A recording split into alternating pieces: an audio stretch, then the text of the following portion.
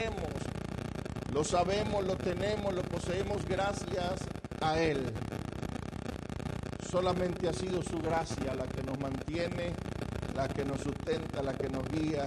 Bendecimos la vida de los que nos están mirando por medio de las redes sociales. Damos gracias al Señor por su vida. Aquellos que nos están viendo desde Colombia, desde Venezuela, los que nos ven desde Chile, Argentina, Perú, desde los que nos ven de Estados Unidos y especialmente los que nos ven desde acá, desde México, sean bendecidos de una manera especial. Lamentamos que muchos de los que nos están mirando por medio de las redes sociales no puedan estar acá presentes, pero nos gozamos en el Señor de que nos siguen y de que están pendientes de una palabra y que están pendientes de lo que el Señor ha traído para su vida el día de hoy.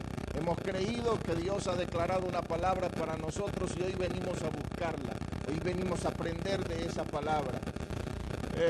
Casi siempre, y creo que uno de los testigos de este asunto es la pastora Marisol, casi siempre traigo un mensaje plasmado, escrito, tal cual con las palabras que quizás quiero usar y el mensaje que quiero traer, pero Dios nunca se le escapan las cosas personales que cada uno de nosotros tenemos y traemos, y cambian muchas cosas de las que vengo a predicar. Así que Marisol siempre ve que le doy un mensaje pero predico otro. Pero nos gozamos en el Señor por eso. Dios traía a memoria hace unos minutos lo que vengo a hablarles sobre la obediencia. La obediencia creo que es uno de los temas más trillados dentro de las congregaciones, dentro de las iglesias a nivel general. Se habla sobre la obediencia, se trilla el mensaje de la obediencia, se enseña sobre la obediencia en todos los ámbitos y en todos los caracteres.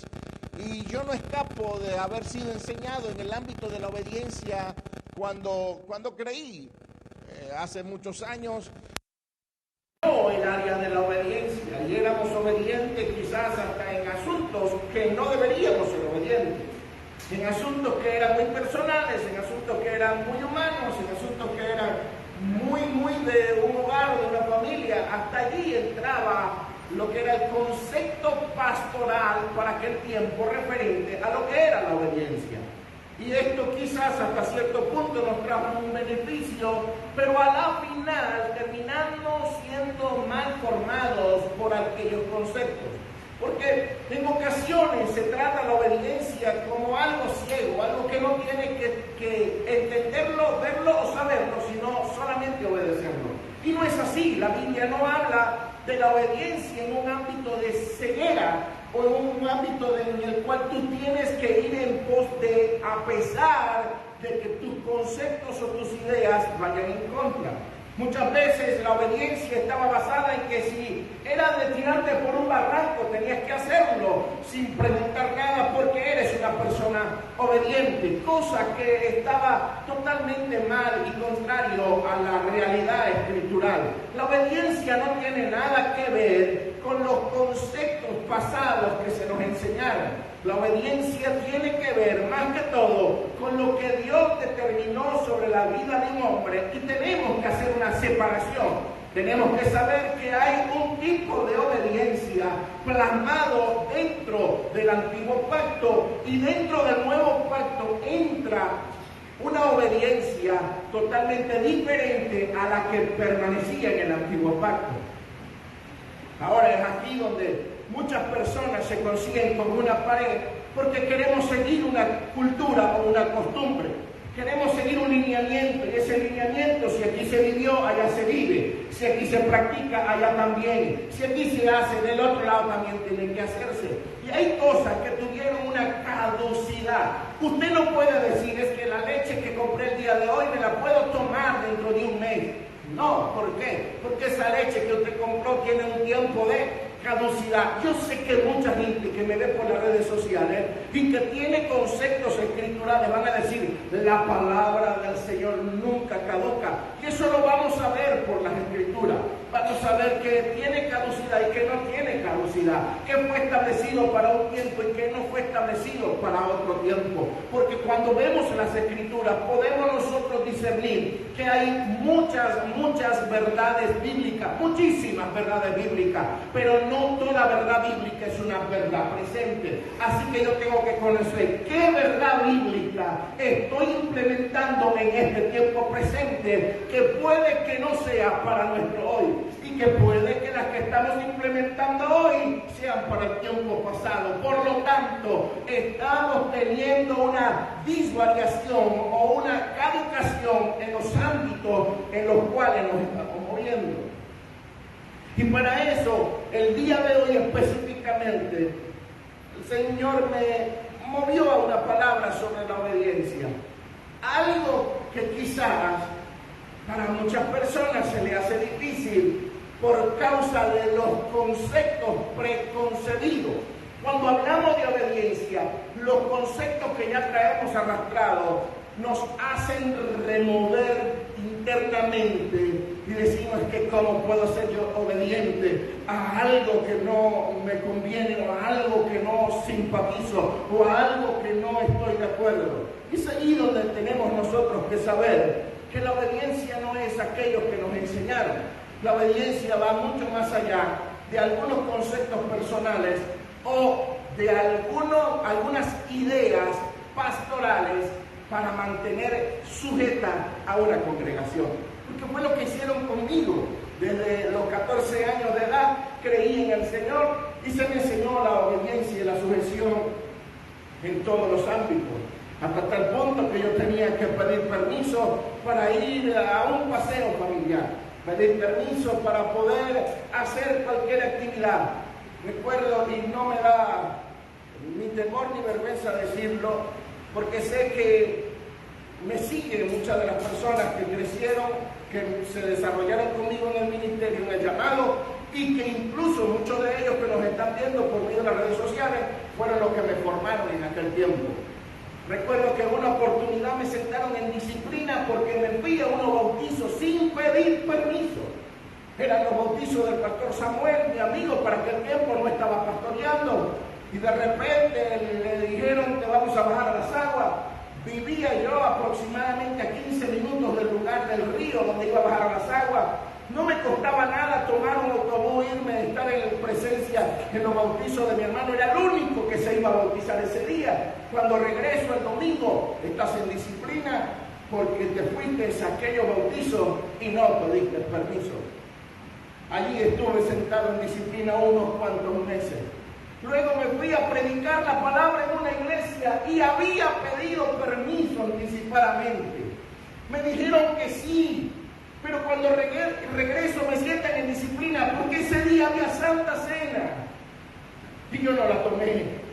En disciplina por causa de haber ido a predicar la palabra en otra iglesia, pero en mi iglesia había cena. Y por esa razón me sentaron en disciplina, pero tenía que andar en obediencia, porque si no, el diablo iba a irme a buscar esa noche, o el diablo estaba con las puertas abiertas para yo ser introducido al ámbito de la desobediencia. Cosas semejantes a esta. ¿Cuántas veces no escuché de gente de iglesias que decían, si te vas de este lugar te van a caer maldiciones porque te vas en desobediencia?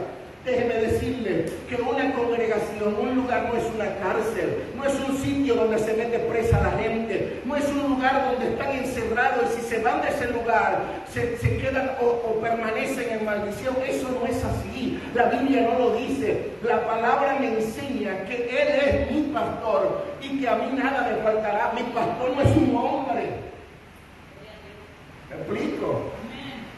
Mi pastor no es una persona, hay una figura de respeto que me direcciona, pero el día que la figura de respeto no tenga cómo darte alimento y sustento, tú estás en toda la libertad de buscar el alimento donde te lo puedan dar.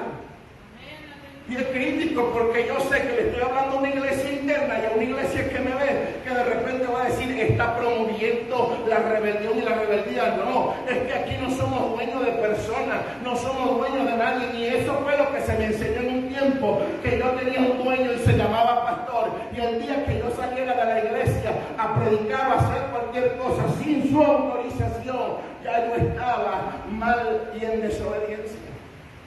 Pero quiero leer algunos versículos, me quiero apegar al tema. Quiero leer algunos versículos que plasman la palabra obediencia para que la vayamos entendiendo. Primero las que se consiguen en el Antiguo Testamento. Libro de Éxodo, capítulo 19, versículo 5 dice, ahora pues, si dieres oído a mi voz y guardareis mi pacto, vosotros seréis mi especial tesoro sobre todos los pueblos, porque mío es toda la tierra. Ahora dice, si oyeres mi voz. Y yo quiero que a usted se le grabe en primer lugar lo que es la palabra si oyeres. Hay que aprender o hay que saber oír y guardar en mi pacto, vosotros seréis mi especial tesoro. Éxodo capítulo 24, versículo 7 dice, y tomó el libro del pacto y lo leyó a oídos del pueblo, el cual dijo, hermanos, todas las cosas que Jehová, haremos todas las cosas que Jehová ha dicho y obedeceremos. Se tomó el libro, se leyó y dijo, ¿qué vamos a hacer? Lo que Jehová dijo, lo que Él determinó sobre nosotros. Y aquí quiero hacer un énfasis, porque dentro del nuevo pacto se abolieron todas las leyes ceremoniales, no las leyes morales. Una cosa es ley ceremonial, algo que se hacía para poder obtener algo. Yo sacrifico un cordero, un palomino, yo sacrifico algo y recibo algo. Yo me cohíbo de tomar alimento para recibir algo. Yo hago un sacrificio, eso es una ley ceremonial, es algo que yo hago ceremonialmente para obtener algo delante de Dios. Esas leyes fueron abolidas, declaradas inoperantes, ya no funcionan, ya no sirven. Vivimos en el consumado es. Cuando Cristo muere en la cruz, dice una palabra certera que la declaró diciendo tetelestai. Cuando dijo consumado es, la palabra original es tetelestai, que significa pago en totalidad. Toda la ceremonia, todo lo ceremonial, todos los sacrificios, todo lo que el hombre tenía que hacer para lograr aceptación delante de Dios, yo lo pago en totalidad. Ya el hombre no tiene que hacer nada. Por lo tanto, a partir del momento del sacrificio de Cristo, lo que hoy vivimos son leyes morales. La moralidad nunca va a caducar. Primera de Samuel, capítulo 15, versículo 22. Y Samuel dijo, se complace Jehová tanto en los holocaustos y víctimas como en que obedezcamos a la palabra de Jehová. Ciertamente el obedecer es mejor que los sacrificios y el prestar atención que la grosura de los carneros. Y el prestar atención. Y es importante que se nos quede grabado esa segunda palabra, el saber oír, el prestar atención. Pero en el Nuevo Testamento ahí podríamos hablar del Antiguo Testamento, muchísimos versículos que nos enseñen sobre lo que es la obediencia y lo que se basa las Escrituras en cuanto a la obediencia. Pero si nos vamos al Nuevo Testamento hay muchísimos otros más que nos hablan sobre la obediencia. Y quisiera leerlos antes de explicar un poco a profundidad este asunto. Romanos capítulo 5, versículo 19 dice, porque así como por la desobediencia de un hombre los muchos fueron constituidos pecadores, así también por la obediencia de uno los muchos serán constituidos justos. En una oportunidad prediqué sobre este asunto, hablando sobre la obediencia, la desobediencia de Adán, que por una sola desobediencia, todo lo demás, nos constituimos desobedientes. Bastó y sobró que Adán pecara y todo lo demás somos pecadores. Bastó y sobró con que Adán cometiera un delito y todo lo demás nos convertimos en delincuentes. Y usted dirá, no, pero no están allá. Sí, es de tal magnitud, porque el pecado de Adán produjo una genética pecaminosa. El pecado de Adán, la desobediencia de Adán, produjo una desobediencia masiva en todo el ser humano. Pero viene el apóstol y dice, pero por la obediencia de uno. Podemos entender que por la desobediencia somos pecadores, pero a veces no entendemos que por la obediencia de uno somos santos, somos justos, somos íntegros. Y se lo decía en esa ocasión, aquellos que tienen pareja podrán decirme, pastor, pero es que mi esposo no es nada justo. Son 4 muslos de pollo, él se come 3 y me deja 1. Algo así. Porque cuando hablamos de justicia, dentro de nuestros conceptos personales, nuestra justicia está basada en lo que vemos referente a los defectos de una persona o a los problemas de una persona. Y la justicia de Dios no está basada en los defectos y los problemas de una persona. La justicia de Dios está basada en el sacrificio de Cristo en la cruz, y ese sacrificio genéticamente transmite justificación al ser humano. Usted puede tener los ojos virados o los ojos azul celeste, uno para el sur y el otro para el este. Usted puede tener un pie más pequeño que otro. Usted puede tener quizás los dientes chuecos, el color de piel que no le convenía, que no quería, el cabello que no le gusta, porque eso es una polémica. Si meterme aquí es quizás hablar y hablar, porque las mujeres son muy polémicas. Y discúlpeme, yo sé que hay más mujeres en la iglesia que hombres, pero es así. Dígame usted si es mentira. La que tiene el pelo liso lo quiere tener rizado. La que lo tiene rizado lo quiere tener liso. La que lo tiene de un color se lo cambia porque lo tiene del otro. La que lo tiene del color perfecto dice no me gusta el negro, y se lo cambia a negro. O sea, somos complejos como seres humanos, pero las mujeres se sobrepasan. Ay, discúlpenme si de verdad estoy diciendo algo que no sea conveniente, pero es una realidad. Somos complejos en todo este asunto, pero la perfección no se basa en lo que tú tienes, si caminas derecho o no caminas, si tienes buen parecer o buen físico. Todos somos hermosos, solo con caras y rostros diferentes y distintos. No se, como dicen acá en México, no se agüiten. Todos somos bellos, solamente que nos vemos diferentes los unos a los otros. Pero la perfección no está basada en lo que yo tenga, en lo que yo soy, en lo que yo haga. La perfección está basada en que el que pagó y nos heredó se llama Cristo.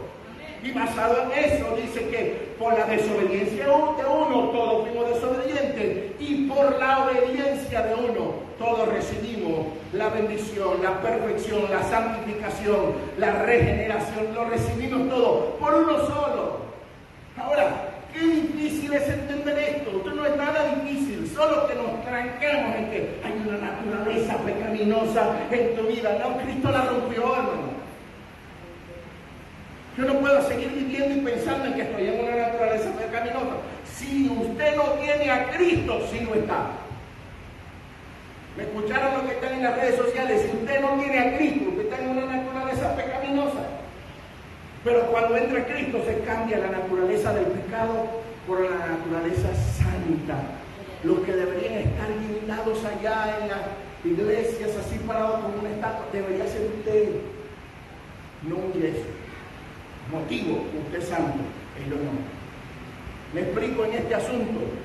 Entonces, por la obediencia de uno, entra la obediencia en todo. Sigo leyendo en el libro de 2 de Corintios, perdón, vamos al Romanos 16:26.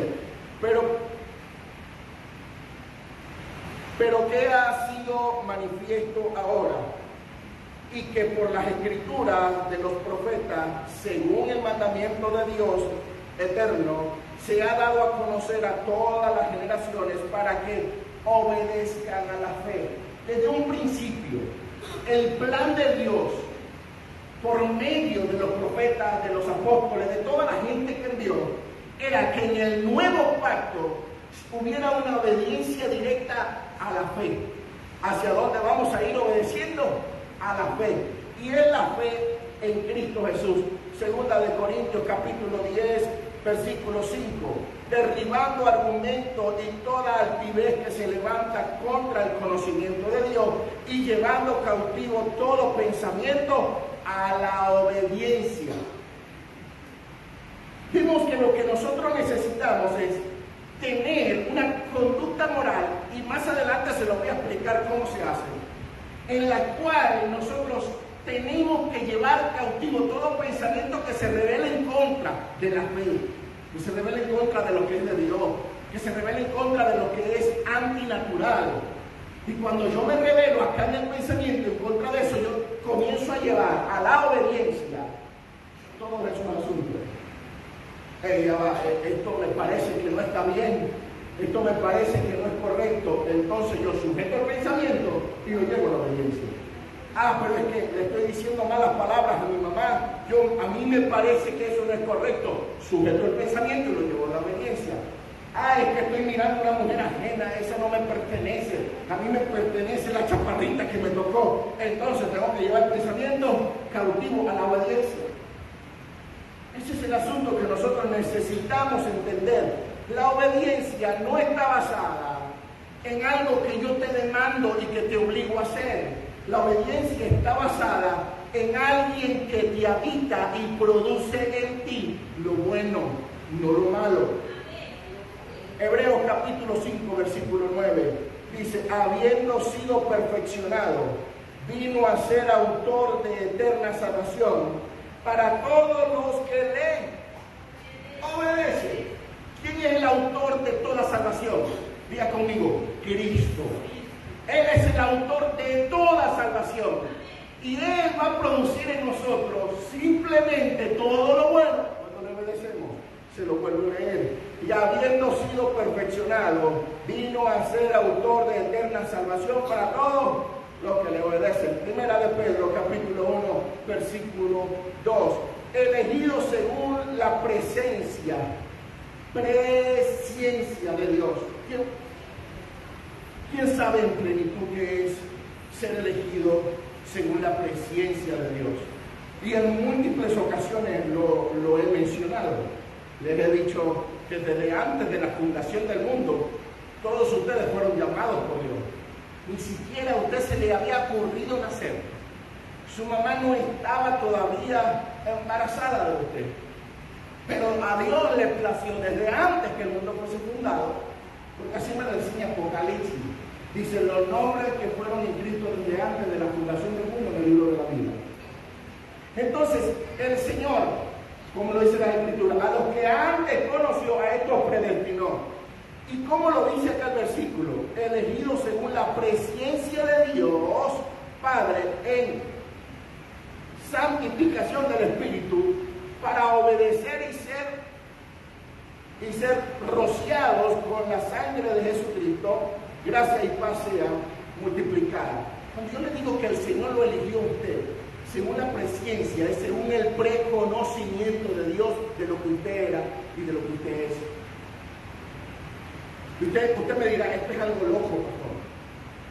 Pero Dios de antemano sabe lo que usted hace y lo que usted va a hacer.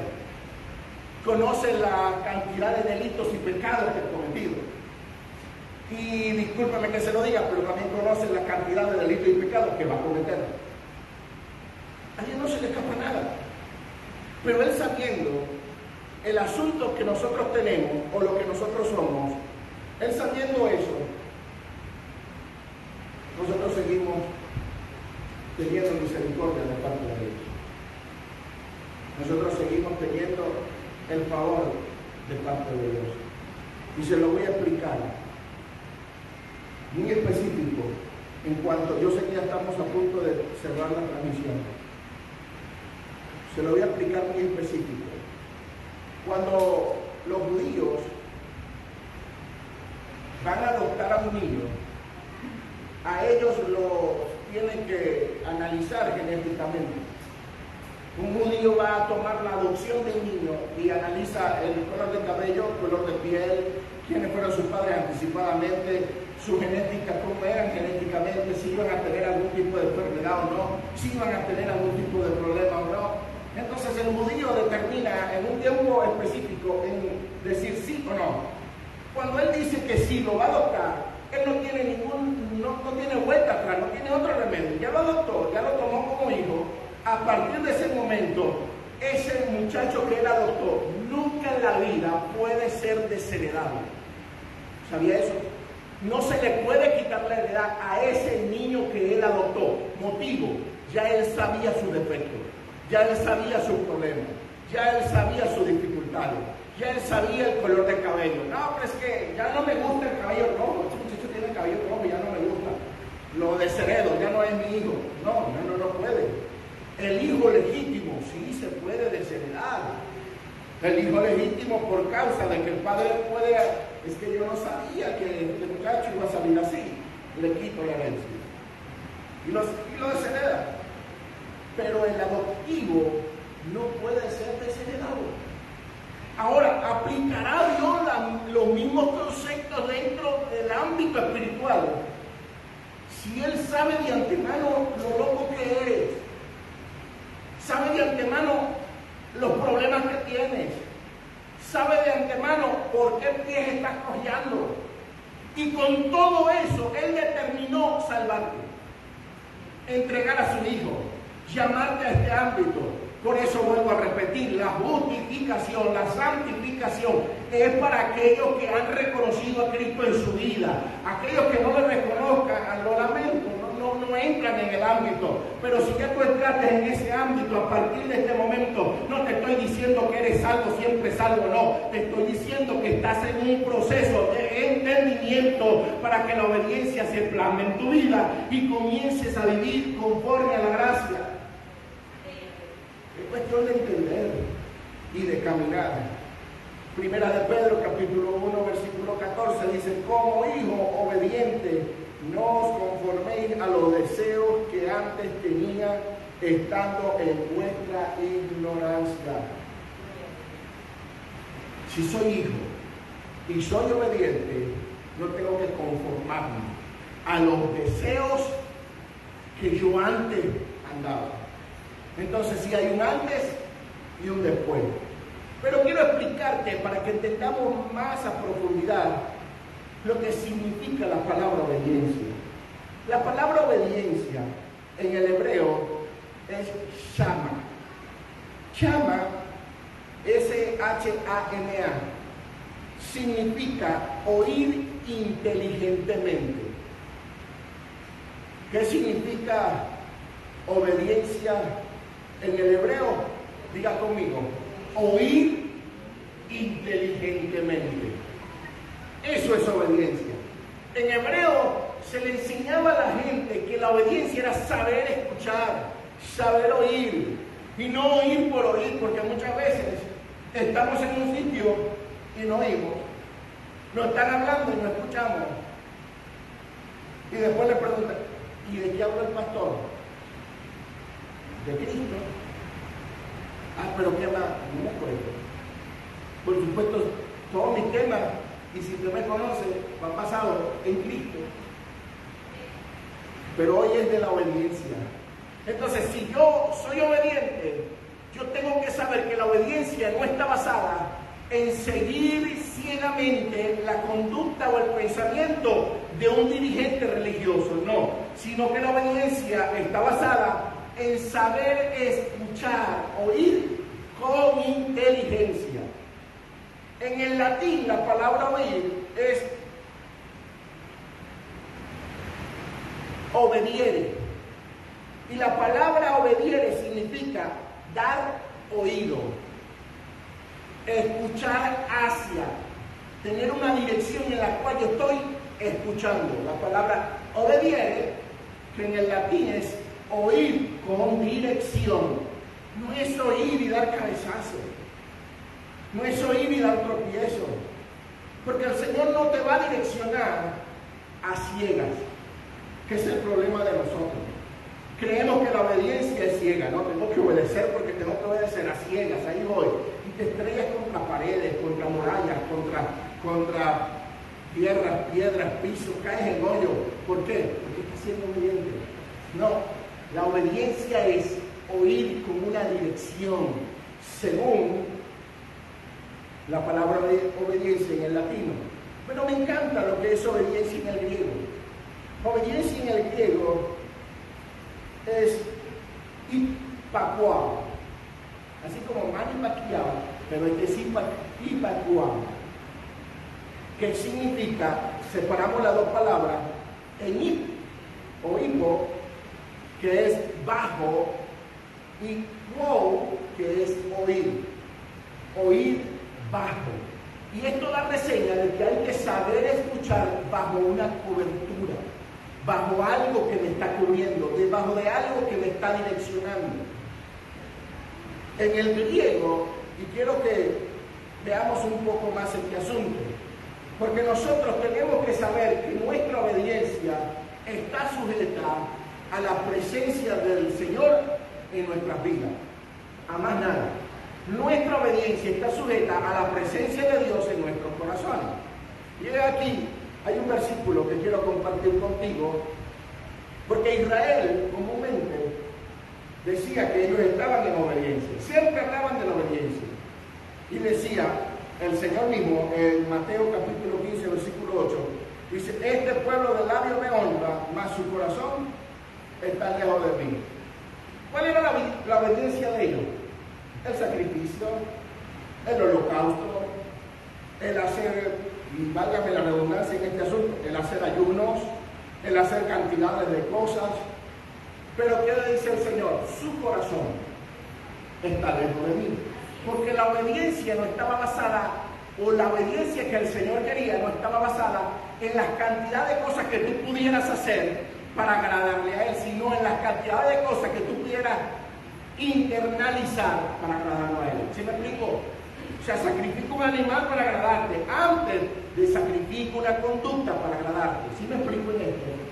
Porque hay cosas que están tan sencillas, pero a veces se nos cierra la mente y no logramos pasar al siguiente nivel, al siguiente paso, a la siguiente parte donde Dios quiere llevarnos, simplemente por un vocablo o una palabra que no logramos entender.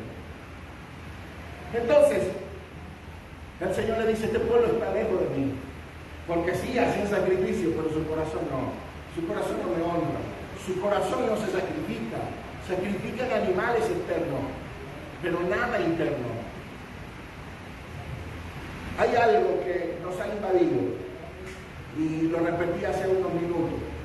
Culturalmente nosotros nos llenamos de conceptos, de ideas y de pensamientos. Y todos esos conceptos, ideas y pensamientos influyen el día de hoy. Hoy somos el reflejo de lo que en un pasado alguien nos enseñó, alguien nos hizo, alguien nos habló.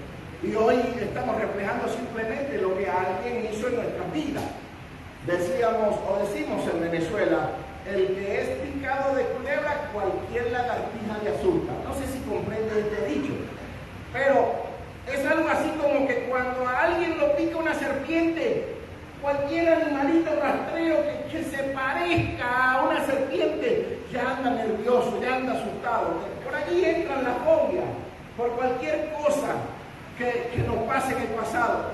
Entonces, mucha gente le tiene fobia a los pastores, porque una serpiente es pastor, le mordió un día, entonces le tienen miedo a esta lagartija. ¿Sí me explico ahora sobre lo que le estoy enseñando? Entonces, cuando a alguien viene arrastrando un pensamiento, una conducta, corta por allí el resto de las cosas, porque vivió una experiencia, porque vivió algo en el pasado, porque así me enseñaron. Y decía la pastora en la clase del domingo pasado: no es como se hacía, es como se hace. No es que allá se hacía así, no, allá se hacía así, aquí se hace así. No es como me enseñaron, no, es como de verdad tiene que decir las Escrituras.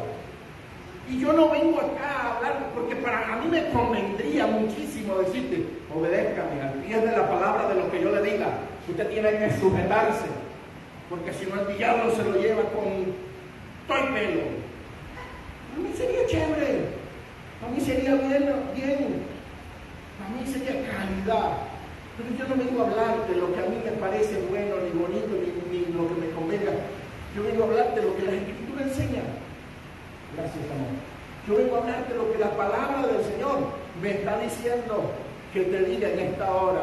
Entonces, culturalmente, los griegos, que fue la cultura mentalista, la cultura que nos influyó en todos los ámbitos.